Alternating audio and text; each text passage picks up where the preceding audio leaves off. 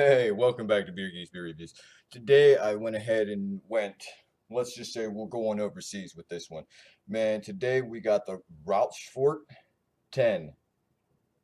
There's many different ways that people pronounce this, but I just went ahead on the whole Rochefort 10. Um, this is a Belgian ale, man. I'm telling you, this is a Abbey Trappist style, or Trappiste style, however you want to pronounce that. This is the strongest version out of the three that the Trappist brewery goes ahead and brews. Um, they have the 10, the 8, and the 6 going from the highest to lowest. The 6, excuse me, seems to be brewed on an occasion. I believe that if I'm not mistaken, they keep that one more along the lines for themselves. Because I did read something about the brewery, I believe, made a really lighter version for the monks to drink while they're, at the um, at the monastery. But it got replaced by the six. Um, I don't know much about this brew, never had it before. But I'm going to go ahead and do my best to review this beer. Let's go ahead and pop this open and get straight into it.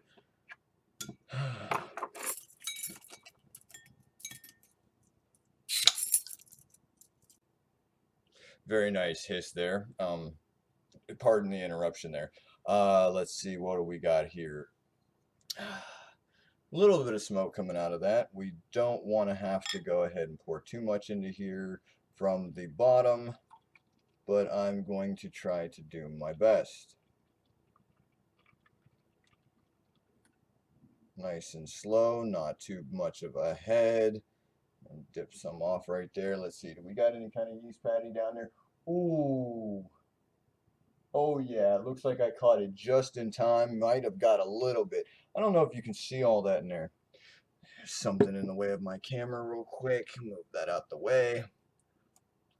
I don't know. See if you can see that in there.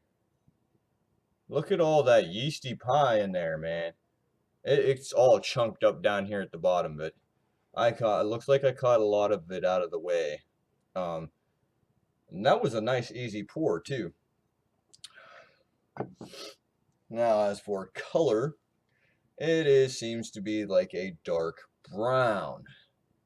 A little bit of the head, man, that dissipated very, very quickly.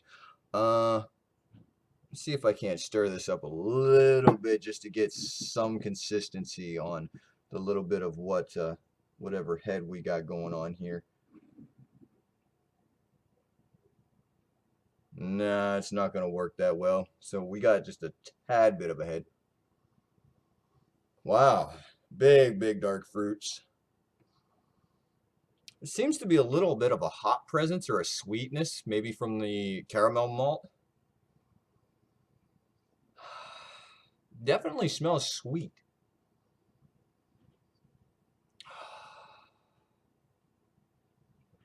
Man, this is a dark, dark quad. Smells very sweet and smells very tasty. I wonder if there's any, hop presence in there that's making it adding to the scent to it. If there is, man, it'd be very earthy to me. Almost smells like a grape, like grape must. I still get like the raisins, very raisiny smell, very, dates, figs.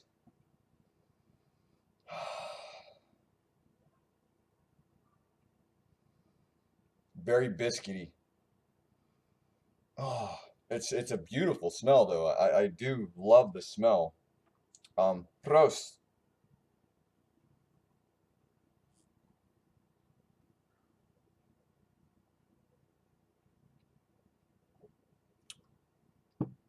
Wow. Very, very pleasant. It's got like a little bit of a dry aftertaste. But with my mouth, man, it's kind of salivating now because of that. But there's so much flavor in this. You definitely get the a sweetness right up front. You're definitely getting the dark fruits. You're definitely tasting like a little bit is what still seems to be like a great must. Um, Dark figs, raisins, like sugary raisins. Um, you do get that caramel. You do still get like a little bit of like a wet cardboard taste to it, a little bit of like a wet breadiness to it. Um, but overall, man, this is very, very pleasing. I am enjoying this. I'm not getting any of the alcohol from this, even though it says that it's like 11.3% alcohol by volume. Um, I'm not really getting any um, like upfront hoppiness. It does seem like if there's uh, uh, um, a fair amount of hops that go into this. It seems like they do take the back seat to this, um, and everything is blended very very nicely. Um, I don't know what else to say about this. I mean, it is very very good.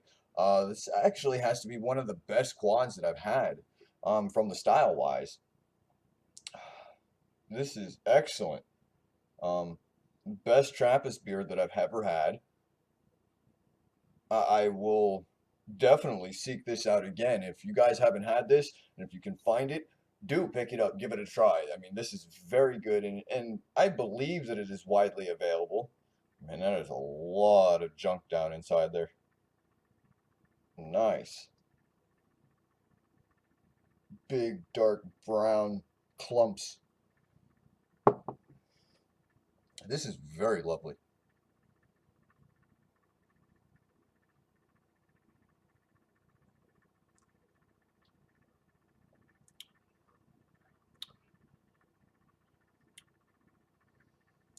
I'm getting a little bit of a licorice taste to it.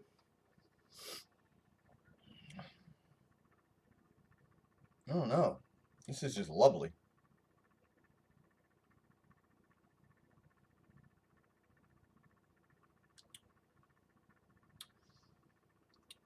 You do kind of taste a little bit of the alcohol in there, but I'm not getting it anywhere in the back of the throat.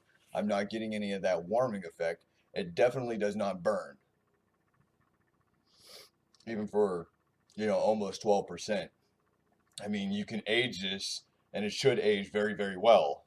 Matter of fact, uh, and the alcohol level should skyrocket just a little bit, but I don't see it reaching anywhere between 12 and a half to, 13. I may say a little bit over 12%.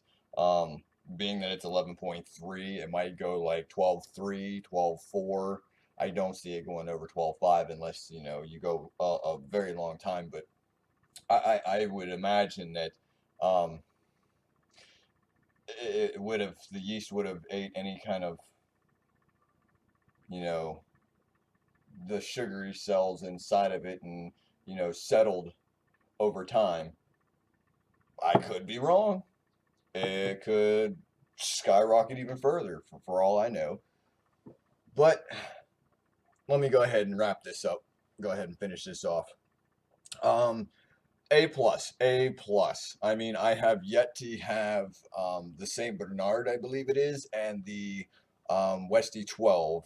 I have yet to have either or of those to compare this to. But from what I've seen in other reviews, this has actually beat both of those beers out. So therefore, I want to say that it's a drinker's choice. There will be a lot of hype revolving around all three of these beers. And then I think it also breaks down to personal preference. With that said, Beer Geeks Beer Reviews final verdict is A plus. Seek it out, go get it, review it yourself. If you haven't, please, please, please subscribe and let me know what you think of this beer, man. The Rochefort 10 is an excellent, excellent beer. Go get it. Prost, my friends. Cheers. Be safe out there.